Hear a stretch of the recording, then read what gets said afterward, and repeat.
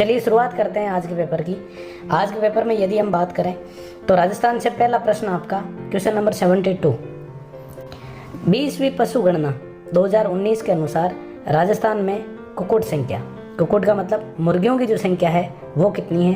तो ये आपका राजस्थान के इकोनॉमी सर्वे से उठाया सीधा सा प्रश्न है और इसका आंसर हो जाएगा आपका 146.23 लाख। ऑप्शन नंबर 2 आपका करेक्ट आंसर हो जाएगा।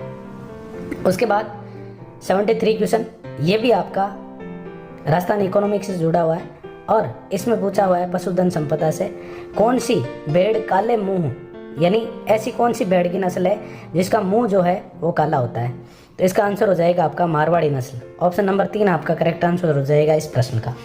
आगे बात करते हैं अगले प्रश्न की और अगला प्रश्न है आप लोगों के सामने, वो आपका हिस्ट्री से है। हिस्ट्री से है 108वां प्रश्न और ये है मुगल सम्राट जहांगीर द्वारा बीकानेर के महाराजा राय सिंह को कितनी मनसब प्रदान की गई थी।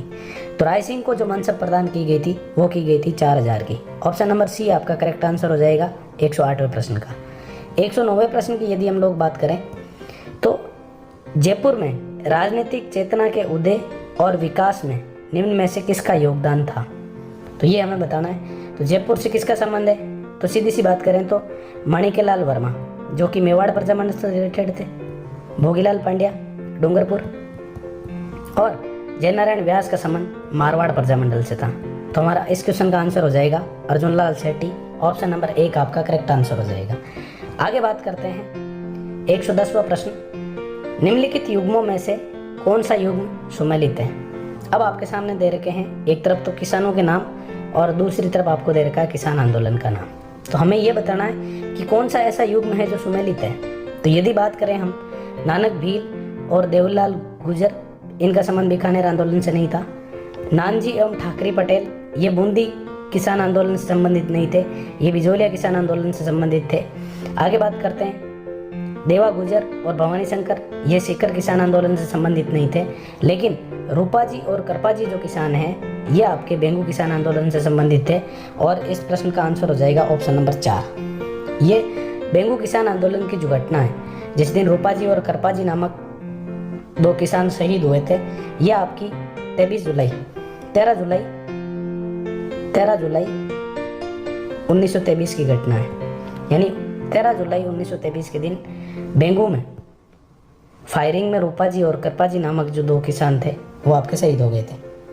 उसके बाद आगे बात करते हैं भरतपुर जिले के किस गांव में उत्खनन से ताम्रयुगीन सभ्यता के अवशेष मिले हैं। तो इस प्रश्न का आंसर हो जाएगा 9 भरतपुर, जहाँ से आपको पता हो तो झाक बाबा की मूर्ति भी मिली है। और आप लोगों को कमेंट बॉक्स में बताना है कि ये 9 जो है वो कौन सी नदी के किनारे है। आगे बात करते हैं अगले प्रश्न पर, संयुक्त राजस्थान में शामिल किया गया, यानी इनमें से हमें बताना है कि किसको एकीकरण के तीसरे चरण में राजस्थान में शामिल किया गया था। तो हमारा आंसर हो जाएगा ऑप्शन नंबर 2, यानी उदयपुर जो था इसको एकीकरण के तीसरे चरण में शामिल किया गया था। यदि हम बात करें बांसवाड़ा की, बांसवाड़ा आपका दूसरे चरण से संबंधित है, अलवर आपका प्रथम चरण जो कि मत्स्य संहिता उससे रिलेटेड है, लेकिन जयपुर जो है वो चतुर्थ चरण से रिलेटेड है। तो हमारा आंसर जो होगा वो क्या होगा, ऑप्शन नंबर 2 उदयपुर। आगे बात करते हैं निम्नलिखित में से कौन से मंदिर गुर्जर प्रतिहार शैली के हैं, यानी हमें गुर्जर प्रतिहार मंदिर के शैली के मंदिर बताने। तो इसमें सबसे पहला है चित्तौड़ किले में स्थित समाधीश्वर मंदिर। समाधीश्वर मंदिर आपका गुर्जर प्रतिहार कालीन नहीं है। फिर गोठ मांगलोद का दधिमती माता का मंदिर, ये जो मंदिर है ये आपका गुर्जर प्रतिहार कालीन है, यानी गुर्जर प्रतिहार कालीन। फिर किराड़ू का सोमेश्वर मंदिर, ये भी आपका गुर्जर प्रतिहार कालीन है। और लास्ट है आपका जगत का अंबिका मंदिर। तो जगत का अंबिका मंदिर जो है ये भी आपका गुर्जर प्रतिहार कालीन है। इसका मतलब 2, 3 और 4, 2, 3 और 4, 2, 3 और 4 ये आपके ऑप्शन नंबर 4 में, तो ये आपका करेक्ट आंसर हो जाएगा। आगे बात करते हैं गोविंद गुरु किस आंदोलन के नेता थे, यानी गोविंद गुरु जो था उनका संबंध किस किसान आंदोलन या किस आंदोलन से रिलेटेड है। तो हमारा आंसर हो जाएगा भील आंदोलन। ऑप्शन नंबर 4 हमारा करेक्ट आंसर हो जाएगा। आगे बात करते हैं निम्नलिखित व्यक्तियों पर विचार कीजिए, यानी 4 व्यक्तियों के नाम दे रखे। एक का नाम है गोपाल दास, दूसरा खूबराम, तीसरा सत्यनारायण, चौथा मानमल जैन।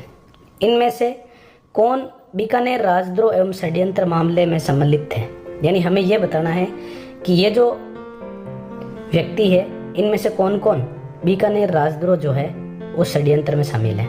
तो यदि हम बात करें गोपाल दास की, तो ये आपके बीकानेर षड्यंत्र में शामिल थे। फिर खूबराम और सत्यनारायण, इन दोनों ने इस आंदोलन के लिए वित्तीय सहायता दी थी और ये दोनों भी किससे संबंधित थे, बीकानेर षड्यंत्र से संबंधित थे। लेकिन यदि हम मानमल जैन की बात करें तो इनका संबंध जोधपुर से है, इनका संबंध जोधपुर से है, इसलिए ये सम्मिलित नहीं थे। 1, 2 और 3, यानी ऑप्शन नंबर 1 आपका करेक्ट आंसर हो जाएगा। गोपाल दास, खूबराम और सत्यनारायण, ये तीनों के तीनों किससे रिलेटेड थे, ये तीनों के तीनों बीकानेर जो षड्यंत्र केस चला था उससे संबंधित थे। आगे बात करते हैं अगले प्रश्न की, और अगला प्रश्न है आप लोगों के सामने। प्रश्न है 116, मरु क्षेत्र में जोगी किस तत्ववाद्य के साथ गोपीचंद, भरतरी और सुल्तान निहाल दे आदि के ख्याल गाते हैं। यानी मरु क्षेत्र के जो जोगी हैं उनके द्वारा किस तत्ववाद्य यंत्र का प्रयोग किया जाता है, ये हमें बताना है। तो हमारा सही आंसर हो जाएगा ऑप्शन नंबर 1, यानी मरु क्षेत्र के जोगी, इनके द्वारा जो प्रमुख रूप से वाद्य यंत्र प्रयोग में लिया जाता है वो है सारंगी। ऑप्शन नंबर 1 आपका करेक्ट आंसर हो जाएगा। आगे बात करते हैं, आपको एक सूची दे रखी है, एक तरफ आपको दे रखा है लोक देवता का नाम और दूसरी तरफ दे रखा है उनका प्रमुख केंद्र। अब यदि हम लोग बात करें कला जी की, तो कला जी का संबंध है आपका रुंडेला से, यानी ए जो ऑप्शन है वो आपका सुमेलित हो जाएगा 2 से, यानी ए सुमेलित हो जाएगा 2 से। फिर हड़बू जी की यदि हम बात करें तो हड़बू जी का संबंध है बंगेटी से, यानी बी जो है वह सुमेलित हो जाएगा किससे, ए से। पाबू जी की यदि हम बात करें तो इनका संबंध कोलुमंड से है और ये सुमेलित हो जाएंगे 4 से, यानी सी सुमेलित हो जाएगा 4 से।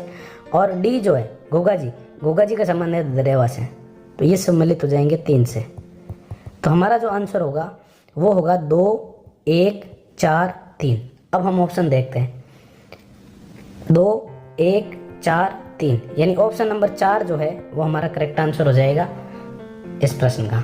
आगे बात करते हैं, राजस्थान के किस लोक देवता ने अपनी पत्नी की प्रेरणा से योग साधना की दीक्षा ली थी। यानी राजस्थान के वे लोक देवता बताने हैं हमें जिन्होंने अपनी पत्नी की प्रेरणा से योग साधना की दीक्षा ली थी।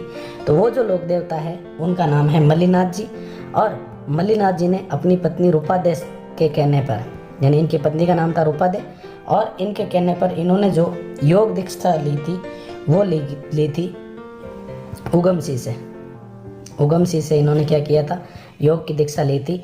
तो ऑप्शन नंबर 1 हमारा करेक्ट आंसर हो जाएगा मल्लीनाथ जी।